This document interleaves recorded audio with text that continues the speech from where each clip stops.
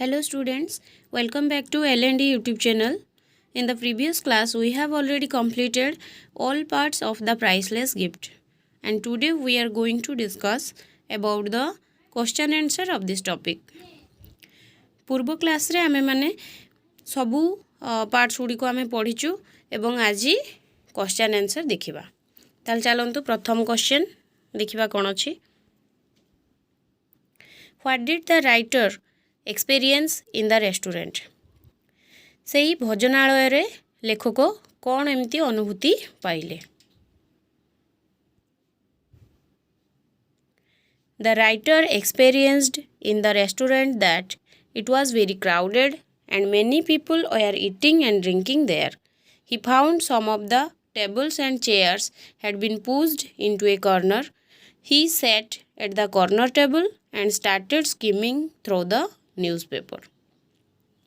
लेखक सेही भोजनालय रे देखिले जे बा अनुभूति कले जे यह बहुत गहली हेतिला एवं बहुत लोक सेठारे खियापिया करुथुले।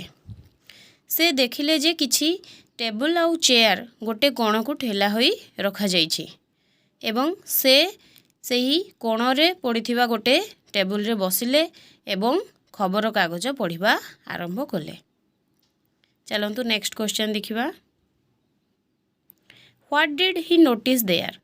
से सेठारे कोण लक्ष्य कले। He noticed a very young girl looking at him. Her eyes were large and they had a sad expression. When she was going out, she asked the cashier in a low voice that whether the writer was an Indian. से लक्ष्य कले जे गोटे छोट झियो तांकू चाहुची एवं तारो आखि गुड़िक बड़ बड़ होइथिला एवं सेथिरे दुखर अभिव्यक्ति थिला। जेतेबेले से बाहर को जाउथिला से सेही रेस्टोरेंट रो कैशियर को पचारिला धीर स्वर रे जे एई जो माने लेखकों को इशारा करिकि जे एई जो लोक जनक कोन जणे भारतीय अटंती। What was the writer's first impression of the girl? लेखकोंकर प्रथम धारणा कौन थिला से झियोटी उपरे।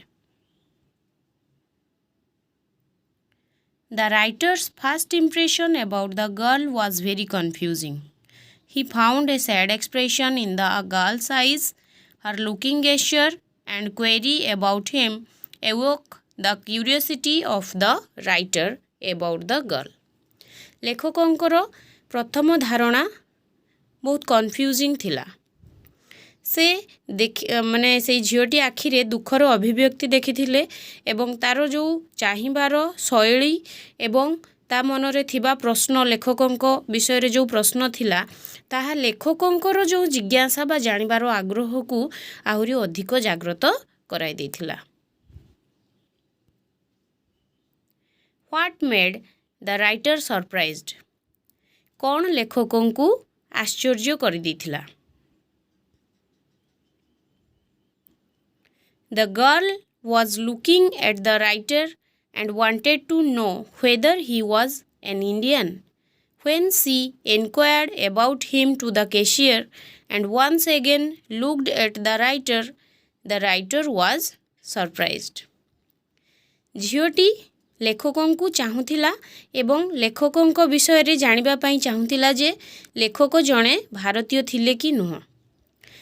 जेतेबेले से लेखकों विषय रे सही कैशियर को पाखरे जाइकी तदंत करुथिला बा कैशियर को पचरा उचरा करुथिला एवं बाहर को जिबा समय रे पुणी आउ थरे लेखकों को चाहिला सेतेबेले लेखक आश्चर्य होई गले।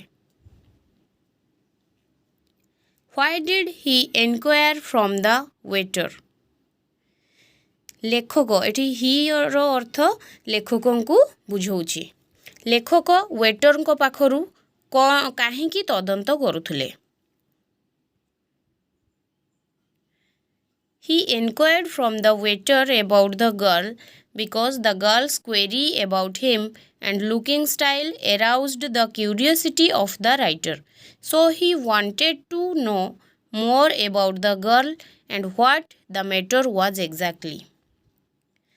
लेखक सेही जो वेटर बा परिचारक पाखरु तदंत करुथिले से झीटी विषय रे काहेकि ना से जो झीर जो जानिबार आग्रह बा मनर जो जिज्ञासा लेखकों विषय रे एवं तार देखिबार जो शैली लेखकों जिज्ञासा को जागृत करई देथिला।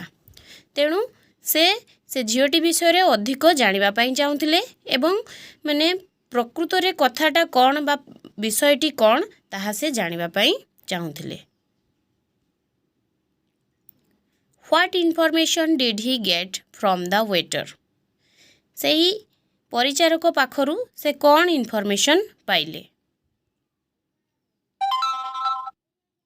He got the information from the waiter that the girl comes to the restaurant for lunch on Saturdays and only on payday because she does not earn much. से परिचारक पाखरु किछि खबर पाइले जे सेई झीटी सेई भोजनालय को कौन करिया पई आसे ना मध्याह्न भोजन पई आसे केवल शनिवार दिन जोंटा कि मजूरी पाइबा दिन थाए कारण से अधिक रोजगार करि पारे नाही। तेणुकरी जो दिन मजूरी मिले से सही दिन सही भोजनालय को मध्याह्न भोजन पई आसे जोटा कि शनिवार थाए। Where did the writer go on the next Saturday? लेखक जो नेक्स्ट सैटरडे रे केउठाकू जाइथिले? The writer went to the same restaurant on the next Saturday where he had noticed that girl. लेखक सही समान भोजनालय को जाइथिले नेक्स्ट सैटरडे रे जेउठारे सही झीटी को लक्ष्य करथिले। Why did he arrange the chair opposite hers? ही एठारे लेखकों को बुझाउछि से काहींकी से झीटीर सामना रे चेयरटी को रखिले। He arranged the chair opposite hers so that he can make a direct conversation with her and also know why she wanted to know about him. से तारो से झीटीर सामना रे चेयरटी को रखिले बा आयोजन कले कारण से ता सह डायरेक्ट कथबार्ता हेई परिबे एवं से काहींकी लेखकों विषय रे जानिबा पई चाहुथिला ताहा मध्य से जानि परिबे। What query did the girl make about the writer? से झीटी लेखकों विषय रे कौन पचारिला? The query that the girl made about the writer was whether he was an Indian. सही समान कथा से पुणी थरे पचारिला कि लेखक जणे भारतीय अटंती कि नुह।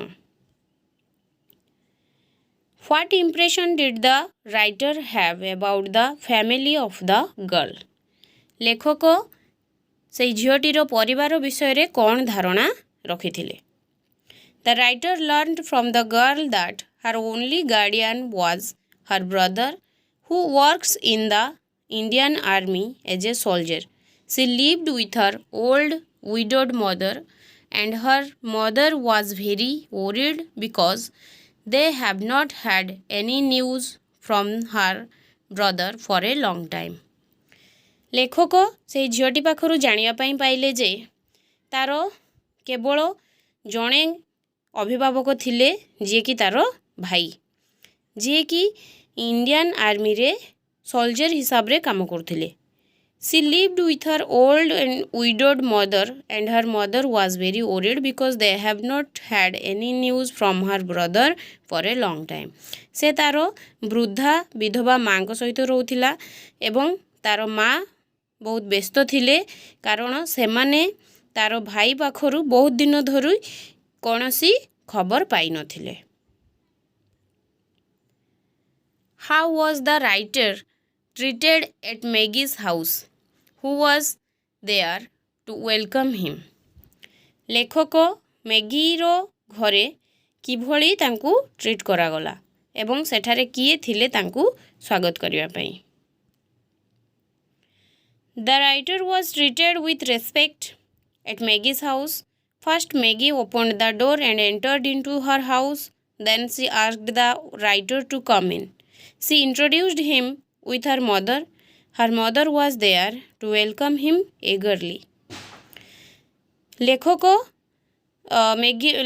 मैगीर घरे बहुत सम्मान सहित स्वागत करा जायथिला एवं फास्ट मैगी कौन कला ना द्वार खोली भीतर को पशिला एवं तापर से लेखक को भीतर को आसवा कहला से तार माँ सह लेखक को परिचय कराई देथिला एवं सेठारे तार माँ थिले जे कि तांकु स्वागत करथिले बहुत आग्रहर सहित.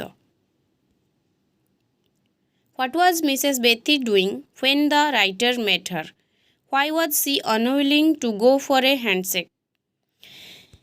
मिसेस बेथी कौन करुले जेतेबेले लेखक तांको भेटिले एवं से काहींकी माने अनिच्छा प्रकाश कले हैंडशेक करिवा पई. When the writer met Mrs. Bethy, she was making cakes. She was unwilling to go for a handshake because her hands were covered with flour. जेतेबेले लेखक मिसेस बेथी को भेटिले से केक तैयारी करथिले एवं से हैंडशेक पाई अनिच्छा प्रकाश करथिले कारण तांको हाथ रे अट्टा लागिथिला.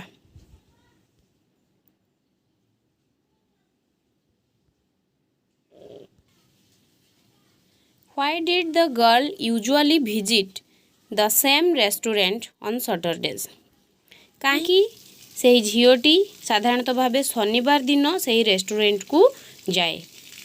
The girl usually visited the same restaurant on Saturdays to have her lunch only on payday.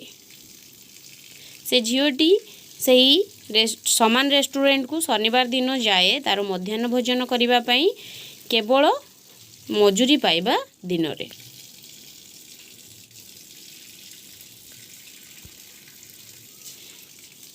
What did Mrs. Bethy believe about the ring? Mrs Bethy से ही रिंग टी विषय रे कौन विश्वास करथुले. Mrs Bethy believed that the ring which was sent by her son was a miraculous thing. One can see the past and future in it. She also believed that if one will concentrate on a distant person while gazing into it one would be able to see him and what he was doing. Mrs बेथी विश्वास करथुले जे सही मुदीटी जोटा कि तांको पुओ पठाई थिला गोटे चमत्कारी जिनिस थिला आउ जणे सेथिरे अतीत एवं भविष्यत को देखि परिबो. से मध्य विश्वास करुथुले जे जदि जणे दूर रे थिबा लोक उपरे ध्यान केंद्रीभूत करिवो एवं सही मुदीटी को एक लय रे चाहिबो ताहाले से सही दूर रे थिबा लोकों को एवं से कौन करुअछि ताहा देखिबा पई समर्थ होई परिबो. What made the author to tell a lie about the ring? कौन थिला जहा कि लेखकों को मिछ कहिबा पई बाध्य करैथिला. Mrs. Bethy was sick because of her anxiety for Frankie. Maggie requested the writer to tell her mother after looking into the crystal that Frankie is all right and alive because there was no other option except it to save her mother's life. The writer felt that it was his duty to save a life by telling a lie. So he decided to tell a lie about the ring. Mrs. Bethy असुस्थ थिले कारण से Frankie विषय रे बहुत व्याकुल थिले. Frankie विषय रे थिबा तांकर उत्कंठा पाई से असुस्थ थिले. मैगी लेखकों को रिक्वेस्ट कला तार माँ को कहिबा पाई जे फ्रैंकी बहुत भल अछि एवं जीवित अछि केतेबेले ना सेही जो मुदीटी को देखिबा परे कारण ता छड़ा आउ अन्य कोनोसी उपाय नथिला. राइटर मध्य अनुभव कले जे एहा हेउची तांकर कर्तव्य कि जदि मिछ कही जनक जीवन से बंचाई पारिबे तेणु से स्थिर कले से मुदीटी विषय रे मिछ कहिबा पई. Did the telling of A lie benefit Mrs Bethy? लेखकों से ही मिछ कहिबा मिसेस बेथी को लाभदायक हैला कि? Yes, the writer's telling a lie benefited Mrs Bethy. हाँ, लेखकंकर जो मिछ मिसेस बेथी को लाभदायक है। Why did the writer feel guilty about himself? कहीं लेखक दोषी अनुभव कले निज उपरे। At the time of return to India the writer wanted to meet Maggie and her mother, but he came to know that Frankie had been killed in the fighting on the frontier. That incident had happened just before some days when he told Mrs. Bethy that her son was alive and well. As he had spoken lie to Mrs. Bethy, he felt guilty about himself. लेखकंकर भारत को फेरिबा समय रे लेखक Maggi एवं तार माँ को भेटिबा पई चाहुथिले, किंतु से जानिबा पई पाइले जे फ्रांकी जो युद्ध करिबा समय रे दुई देश मध्य रे थिबा सीमांत रे मृत्युवरण करिछि। सही घटना जो घटी थिला ताहा किछि दिन पूर्वरु थिला जेतेबेले कि लेखक मिसेस बेथी को कहिथिले जे तांकर पुओ संपूर्ण भावरे ठीक अछि एवं जीवित अछि। जेहेतु से मिसेस बेथी को मिछ कहिथिले तेणु से दोषी अनुभव बा अपराध भली लागिला तांको ताहा। What was Maggie's gift to the writer? Maggie रो कौन माने थिला सही गिफ्ट टी जहाँ से लेखकों को देइथिला। Maggie's gift was a shilling to the writer which she had earned with so much toil. She had given this shilling to buy flowers with this and lay on her brother's grave. Maggie रो जो उपहार थिला कौन ना से जो ceiling T थिला जोटा से बहुत परिश्रम करी रोजगार करथिला। से लेखकों को सही सिलिंग टी देइथिला सेथिरे फूल किनिबा पई एवं तारो भाईरो कबर उपरे पकाई देबा पई। Why was it a priceless gift? कहीं यह गोटे अमूल्य उपहार हैला। It was a priceless gift because she had earned this with so much toil, which was a token of love, affection and sacrifice for her brother. यह गोटे अमूल्य उपहार थिला कहीं ना से यह को बहुत परिश्रम करी बहुत खटणी रे से रोजगार करथिला, जोटा कि तारो ता भाई प्रति जो भल पाइबा स्नेह एवं त्यागर निदर्शन थिला। Did Maggie love her brother dearly? Give reasons. Maggie तारो भाई को बहुत भल पाउथिला कि? Yes, Maggie loved her brother dearly. Her sacrifice of shilling which he had earned with so much toil proves this. हाँ, मैगी तार भाई को बहुत भल पाउथिला, तार जो सिलिंग को से त्याग करिथिला तार जो त्याग ताहा यह प्रमाण।